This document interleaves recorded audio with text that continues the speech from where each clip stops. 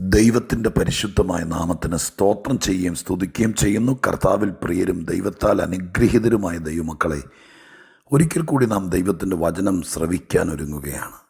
കർത്താവിൻ്റെ വചനത്തിൽ നിന്ന് ഇമ്പമുള്ള ആലോചനകൾ അനുദിന ജീവിതത്തിന് ധൈര്യം നൽകുന്നതും നമ്മെ ക്രിസ്തുവിൽ ഉറപ്പിക്കുന്നതും ആത്മീക ജീവിതത്തിന് ഉത്തേജനം നൽകുന്നതുമായിരിക്കുന്ന സ്വർഗീയ ദൂതുകൾ നമുക്ക് തരുവാൻ കർത്താവ് എപ്പോഴും പ്രതിജ്ഞാബദ്ധനായി നമ്മുടെ കൂടെയുണ്ടല്ലോ. കാതോർക്കാൻ മനസ്സുണ്ടെങ്കിൽ അരുളി ചെയ്യാൻ ദൈവം സന്നദ്ധനാണ്. പ്രതീക്ഷയോടെ ദൈവത്തിൻ്റെ വചനത്തിനായി കാത്തിരിക്കുന്നവർക്ക് സ്നേഹാദരവോടെ വന്ദനങ്ങൾ അറിയിച്ചുകൊണ്ട് നമ്മുടെ രക്ഷകനും വീണ്ടെടുപ്പുകാരനുമായിരിക്കുന്ന കർത്താവ് നമ്മോട് സംസാരിക്കുന്നത് ഓർത്ത് ദൈവത്തിന് ഒരുപാട് നന്ദിയും സ്തുതിയും സ്തോത്രവും പുകഴ്ചയും മഹത്വവും എല്ലാം കരയറ്റിക്കൊണ്ട് ഇന്നത്തെ ആത്മീക ചിന്തയ്ക്ക് ആധാരമായ വേദഭാഗം ഞാൻ നിങ്ങളുമായി പങ്കുവെച്ച് അതിൽ നിന്ന് ലളിതസുന്ദരമായിരിക്കുന്നൊരു ദിവ്യ ആലോചന നിങ്ങളോട് പറയാൻ കർത്താവിൽ ശരണപ്പെടുകയാണ്. വിശുദ്ധ ബൈബിളിലെ ഉൽപ്പത്തി പുസ്തകം 24-ാം അധ്യായം 14-ാമത്തെ വാക്യം ഞാൻ നിങ്ങളെ വായിച്ചു കേൾപ്പിക്കാം. ഉൽപ്പത്തി 24:14. നിന്റെ പാത്രം ഇറക്കി എനിക്ക് കുടിപ്പാൻ തരണം എന്ന് ഞാൻ പറയുമ്പോൾ കുടിക്കുക. നിന്റെ ഒട്ടകങ്ങൾക്കും കുടിപ്പാൻ കൊടുക്കാമെന്ന് പറയുന്ന സ്ത്രീ തന്നെ നീ എൻ്റെ ദാസനായ ഇസഹാക്കിനെ നിയമിച്ചവളായിരിക്കട്ടെ. നീ എൻ്റെ യജമാനനോട് കൃപ ചെയ്തു എന്ന് ഞാൻ അതിനാൽ ഗ്രഹിക്കും. ലാസ്റ്റ് ഭാഗം ഒരിക്കൽ കൂടി ആവർത്തിക്കുന്നു. അങ്ങ് എൻ്റെ യജമാനനോട് കൃപ ചെയ്തു എന്ന് ഞാൻ അതിനാൽ ഗ്രഹിക്കും. എലയാസർ അബ്രഹാം എന്ന യജമാനൻ്റെ വാക്ക് കേട്ട് ഇസഹാക്കിന് ഒരു ഭാര്യയെ എടുക്കാൻ തൻ്റെ പിതൃഭവനക്കാരുടെ അടുക്കിലേക്കും ചാർച്ചക്കാരുടെ അടുക്കിലേക്കും അബ്രഹാം എലയാസറിനെ പറഞ്ഞയക്കുക. വളരെ റിസ്ക്കുള്ള കാര്യമാണ്. ഒരു പെൺകുട്ടിയെ, വിശിഷ്യാൽ അബ്രഹാം എന്ന ദൈവിക പദ്ധതിയുടെ പങ്കാളിയായിരിക്കുന്ന ആ വലിയ മനുഷ്യൻ്റെ വീട്ടിലേക്കൊരു പെൺകുട്ടി വരിക. ഞാനിത് പറയുമ്പോൾ മനസ്സുകൊണ്ട് പറയട്ടെ, നമ്മുടെ കുടുംബത്തെ ദൈവം എങ്ങനെയാണോ കണ്ടിരിക്കുന്നത്, എന്തിനാണോ കണ്ടിരിക്കുന്നത്, അതിൻ്റെ നിലവാരത്തിലുള്ള ഒരു പെൺകുട്ടിയായിരിക്കണം നമ്മുടെ വീട്ടിലേക്ക് നമ്മുടെ മകൻ്റെ ഭാര്യയായിട്ടൊക്കെ വരേണ്ടത്. ഈ കാര്യത്തെക്കുറിച്ച് എലയാസറിന് ഭയങ്കര ചിന്തയുണ്ട്. ഏതെങ്കിലും ഒരു പെങ്കൊച്ചല്ല, അത് അപ്പനും ചിന്തയുണ്ട്. അതുകൊണ്ടാണല്ലോ ഇവിടെ നിങ്ങളൊരു പെങ്കൊച്ചനെയും കൊണ്ട് വരാനല്ലല്ലോ പറഞ്ഞത്. അത് വളരെ രണ്ടുപേരും പറഞ്ഞയച്ച അബ്രഹാമും ഉത്തരവാദിത്തം ഏറ്റെടുത്ത എലയാസറും ഒരുപോലെയാണ് ആ കാര്യത്തിൽ. അങ്ങനെ ചെല്ലുക. അങ്ങനെ ഒരു പെൺകുട്ടി വീടിന്, അബ്രഹാമിൻ്റെ ഭവനത്തിന് അനുയോജ്യമായ ഇസഹാക്ക് എന്ന വാഗ്ദത്ത സന്തതിക്ക് ഏറ്റവും ചേരുന്നൊരു പെൺകുട്ടിയെ കിട്ടണം. ഞാനത് പറയുമ്പോൾ മക്കളുടെ വിവാഹത്തിനൊക്കെ പ്രാർത്ഥിക്കുന്നവരൊന്ന് ശ്രദ്ധിച്ചേക്കണേ. നമ്മളെക്കുറിച്ച് ദൈവം കണ്ട കാഴ്ചപ്പാട് ഏതാണോ അതിന് പറ്റിയൊരു പെൺകുട്ടിയായിരിക്കണേ എന്ന് ദൈവത്തോട് പ്രാർത്ഥിച്ചോളണം കേട്ടോ. അങ്ങനെയുള്ള ഒരാളെ തന്നെ ദൈവം കൊണ്ട് തരണം. വേണ്ടാത്ത ആരും നമ്മുടെ വീട്ടിൽ വന്ന് കയറാം. വേണ്ടാത്ത പിള്ളേരുണ്ടോ, എല്ലാവരും ദൈവത്തിൻ്റെ സൃഷ്ടിയല്ലേ എന്നൊക്കെ ചോദിക്കുന്ന വലിയ വലിയ പരിഷ്കാരവാദികൾ കണ്ടേക്കാം. എൻ്റെ പൊന്നു മോനെ, എല്ലാറ്റിനും ദൈവത്തിൻ്റേതായിരിക്കുന്ന ഒരു ക്രമവും ചന്തമുണ്ട്. അല്ലെങ്കിൽ പിന്നെ ഏതെങ്കിലും ഒരു പെങ്കൊച്ചു പോരായിരുന്നു. അപ്പോൾ ദൈവം നിന്നെ എന്തിന് കണ്ടിരിക്കുന്നു അതിന് ചേരുന്നൊരു പങ്കാളിയായിരിക്കണം. നമ്മുടെ വീടിനെക്കുറിച്ച് ദൈവം എന്ത് പ്ലാൻ ചെയ്യുന്നു അതിന് പറ്റുന്നൊരു കൊച്ചായിരിക്കണം. അതൊക്കെ ദൈവോന്മുഖമായി ചിന്തിച്ച് പ്രാർത്ഥിച്ചാൽ നടക്കാനുള്ള കാര്യമുള്ളൂ. നടക്കട്ടെ എന്ന് നിങ്ങൾക്ക് ആ അനുഗ്രഹ വാക്ക് കൈമാറിക്കൊണ്ട് വിഷയത്തിലേക്ക് വരാം. ഇപ്പോൾ എലയാസറെ യജമാനനോട് ഒന്നും മറുതലിക്കാത്ത ആജ്ഞാനുവർത്തി ആ ദൗത്യവുമായി അബ്രഹാം വിട്ടുപോകുന്ന പഴയ മെസപ്പൊത്തോമിയയിലേക്ക് ചെന്നിരിക്കുക. അവിടെ ചെന്ന് ഈ ചാർച്ചക്കാരുടെ അടുക്ക് പോയി കാര്യങ്ങൾ സംസാരിക്കാൻ ചെല്ലുക. അബ്രഹാമിൻ്റെ വീട്ടിൽ നിന്ന് വളർന്നതുകൊണ്ട് ഇവർക്കെല്ലാം ദൈവത്തെ നന്നായിട്ടറിയാം. ഈ എലയാസറിനും ഹാഗാറിനുമെല്ലാം. അതും ഒരു ദൂത. നമ്മുടെ വീട്ടിൽ വണ്ടി ഓടിക്കാൻ വരുന്നവൻ, നമ്മുടെ വീട്ടിൽ ആഹാരം പാകം ചെയ്യാൻ വരുന്നവർ, നമ്മുടെ വീട് മുറ്റം തൂത്ത് വാരാൻ വരുന്നവർ, നമ്മുടെ വീട്ടിൽ ആഴ്ചയിൽ ഒരിക്കൽ തുണി കഴുകാൻ വരുന്നവർ, മീൻ കൊണ്ട് തരാൻ വരുന്നവർ, അവർക്ക് പോലും നമ്മുടെ ദൈവത്തെ, അവരെല്ലാവരും നമ്മുടെ പള്ളിയിൽ ചേർന്നോ നമ്മുടെ കൂടെ സഭയിൽ വന്നോ എന്നുള്ളതല്ല. നമ്മൾ നിമിത്തം നമ്മുടെ ദൈവത്തെ ഇവർക്കെല്ലാം അറിയണം, മനസ്സിലാകണം. നാം ആരാധിക്കുന്നത് ആരെയാണെന്ന് പിടികിട്ടണം. ഈ എലയാസറൊക്കെ ദമ്മശേക്കുകാരനാണ്, ഹാഗാർ മിസ്രയീം ലേഡിയാണ്. ഇവർക്കെല്ലാം അബ്രഹാമിൻ്റെ വീട്ടിൽ നിന്നതുകൊണ്ട് ദൈവത്തെ അറിയാം. എലയാസറും അവിടെ ചെന്നപ്പോൾ യജമാനൻ്റെ ദൈവത്തോട് പ്രാർത്ഥിക്കുക. ദമ്മശേക്കിലെ അവൻ്റെ പഴയ അപ്പൻ്റെ ദൈവത്തോടല്ല, അബ്രഹാം എന്ന പിതാവായിരിക്കുന്ന യജമാനൻ്റെ ദൈവത്തോട്, യഹോവയായ ദൈവത്തോട് പ്രാർത്ഥിക്കുക. അങ്ങനെ പ്രാർത്ഥിക്കുമ്പോൾ ഒരടയാളം വെച്ച് പ്രാർത്ഥിക്കുക. എൻ്റെ യജമാനൻ്റെ ദൈവമേ, യഹോവയായ ദൈവമേ,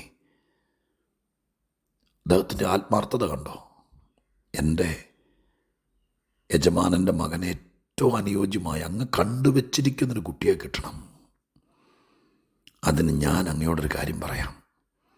ഞാൻ ആ കിണറിൻ്റെ ചോട്ടിൽ പോയി നിന്ന് ഒരിറ്റു വെള്ളം ചോദിക്കുമ്പോൾ എനിക്ക് കുടിക്കാൻ തരിക മാത്രമല്ല, എൻ്റെ ഒട്ടകങ്ങൾക്ക് കൂടി തരാമെന്ന് പറയുന്നൊരു കൊച്ചിനെ ഈ കിണറ്റിൻ്റെ ചോട്ടിൽ കൊണ്ടുവരണം. അതല്ല ഇന്നത്തെ ചിന്താവിഷയം. അത് കഴിഞ്ഞിട്ട് പറഞ്ഞ വാക്ക് കേട്ടോ, അങ്ങ് എൻ്റെ യജമാനനോട് കൃപ ചെയ്തു എന്ന് ഞാൻ അതിനാൽ ഗ്രഹിക്കും. എൻ്റെ പ്രിയപ്പെട്ടവരെ, ഗ്രഹിക്കാൻ ബുദ്ധിമുട്ടുള്ള, തിരിച്ചറിയാൻ ബുദ്ധിമുട്ടുള്ള പല കാര്യങ്ങളും ഈ ലോകത്തിൽ നമ്മൾ ഫേസ് ചെയ്യേണ്ടി വരും. ഈ കൊച്ചാണോ നമ്മുടെ മോൻ്റെ ഭാര്യയായി വരേണ്ടത്? ഗ്രഹിക്കാൻ ബുദ്ധിമുട്ടാണ്. ആരാണ്? 3 പ്രപ്പോസൽ വന്നിരിക്കുന്നു. ഞാനിന്ന് കല്യാണാലോചനയല്ല പറയുന്നത് കേട്ടോ, പക്ഷെ അത് കയറി വരുന്നു. ഇതിനകത്ത് ഏതാണെന്ന് ഗ്രഹിക്കാൻ ബുദ്ധിമുട്ടാണ്. അതിന് ഏറ്റവും നല്ലത് എലയാസർ എന്ന് പറഞ്ഞ അയാളൊരു ദമ്മശേക്കുകാരനായിരിക്കും ദാസനല്ലേ. നിങ്ങൾ എന്നെ കേൾക്കുന്ന നിങ്ങൾ ദൈവത്തിൻ്റെ പൊന്നോമന മക്കളല്ലേ. എലയാസറിന് അത്രയും വിവരവും വെളിച്ചവും ഉണ്ടായിരുന്നെങ്കിൽ നമുക്ക് ഈ വഴി കൂടെ ചിന്തിച്ചുകൂടെ? അപ്പം ദൈവത്തിൻ്റെ സന്നിധിയിൽ നിന്നുകൊണ്ട് അദ്ദേഹം പറയുക, ഞാൻ ഇന്ന രീതിയിൽ സംഭാഷിക്കും. ആ കൊച്ചെന്നോട് അങ്ങനെ ഇടപെടുകയാണെങ്കിൽ ഞാനൊരു കാര്യം ഗ്രഹിക്കും. എന്ത് ഗ്രഹിക്കും? അങ്ങേക്ക് എൻ്റെ യജമാനനോട് ഒത്തിരി കൃപയുണ്ടെന്നും ആ കൃപ ഈ സമയത്ത് വർക്കൗട്ടായി പ്രാക്ടിക്കലായി എന്നും ഞാൻ ഗ്രഹിക്കും. ഞാനൊന്നുകൂടെ പറയാം. നമുക്ക് ഗ്രഹിക്കാൻ ബുദ്ധിമുട്ടുള്ള പലതുമുണ്ട്. അത് അടയാളങ്ങളിലൂടെയും അനുഭവങ്ങളിലൂടെയാണ് മനസ്സിലാക്കുന്നത്. ദൈവത്തിന് എന്നോട് സ്നേഹമുണ്ടോ? ദൈവത്തിന് എന്നോട് കൃപയുണ്ടോ? ദൈവത്തിന് എന്നെക്കുറിച്ച് കൺസേൺ. ഇതൊക്കെ മനസ്സിലാക്കുന്ന എങ്ങനെയാണെന്നറിയോ? നിന്നു കൊടുക്കണം. ഓട്ടത്തോടോട്ടമായിട്ട് ചിന്തിക്കാൻ നേരമില്ല, ദൈവത്തെ വിളിക്കാൻ നേരമില്ല, ദൈവത്തോട് പ്രാർത്ഥിക്കാൻ നേരമില്ല, ദൈവത്തോട് പറയാൻ നേരമില്ല, ദൈവത്തിന് പ്രവർത്തിക്കാനൊരു സമയം കൊടുക്കാൻ പോലും നമുക്ക് നേരമില്ല. അതിനു മുമ്പേ നമ്മൾ പിടയ്ക്കും. ദൈവസന്നിധിയിൽ സംയമനത്തോടെ, പ്രാർത്ഥനയോടെ, സഹിഷ്ണുതയോടെ. ആരോ ബൈബിളിൽ പറഞ്ഞില്ലേ, നിന്നോട് ദൈവത്തിൻ്റെ അരുളപ്പാട് അറിയിക്കാൻ നീ ഒരല്പം നിൽക്കുക. ഒരല്പം സ്ലോ ഡൗൺ എന്നൊരു വാക്ക് ഞാൻ എവിടെന്നോ ആ സന്ദേശം ഒരിക്കൽ പറഞ്ഞപ്പോൾ കണ്ടു. സ്ലോ ഡൗൺ എന്ന് പറഞ്ഞാൽ നീ മുമ്പിൽ പണിയൊക്കെ നടക്കുന്ന സമയത്ത് നമ്മുടെ മുമ്പിൽ അതിൻ്റെ അധികാരികൾ കൈ കാണിക്കും, പതുക്കെ പോകണം, സ്ലോ ഡൗൺ. അങ്ങനെ ലൈസൻസ് എടുക്കാൻ പോകുമ്പോൾ ഒരു സിഗ്നൽ തന്നെ, അല്ലെങ്കിൽ അങ്ങനെ തന്നെ ഒരു വ്യവസ്ഥ ഉണ്ടെന്ന് നമുക്കറിയാം.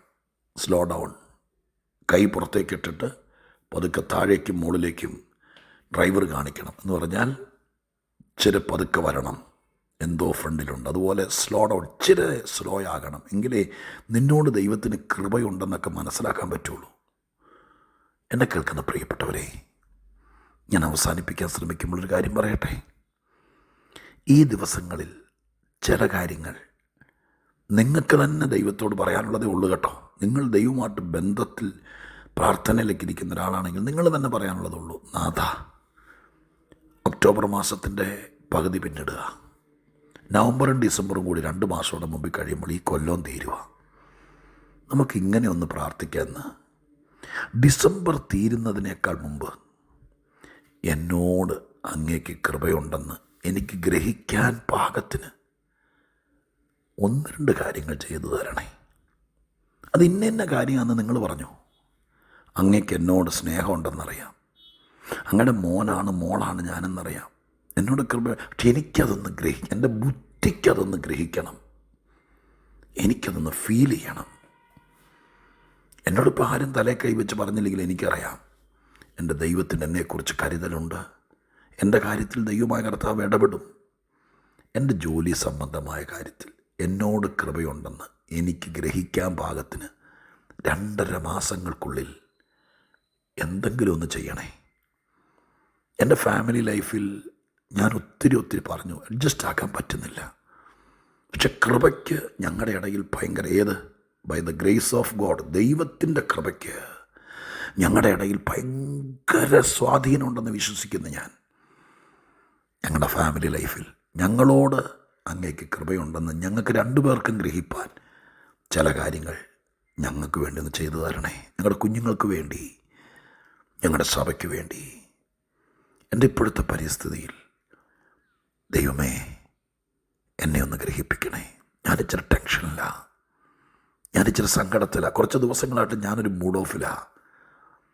പക്ഷെ ഞാനിപ്പോൾ പ്രാർത്ഥിക്കുന്നു, എലയാസർ പ്രാർത്ഥിച്ചതുപോലെ എൻ്റെ ദൈവത്തോട് ഈ കാര്യത്തിൽ എന്നോട്, എൻ്റെ കുഞ്ഞുങ്ങളോട്, എൻ്റെ അവസ്ഥയോട് അങ്ങേക്ക് കൃപയുണ്ടെന്ന് എനിക്കൊന്ന് ഗ്രഹിക്കാൻ പറ്റട്ടെ. 2.5 മാസത്തിനുള്ളിൽ കർത്താവ് എന്തെങ്കിലും ചെയ്യും. ഞാൻ അടിയുറച്ച് വിശ്വസിക്കുന്നു. ഞാൻ നിങ്ങളെ അനുഗ്രഹിക്കുന്നു. ഇത് സംഭവിക്കാൻ വേണ്ടി ഞാൻ പ്രാർത്ഥിക്കാൻ പോവുക.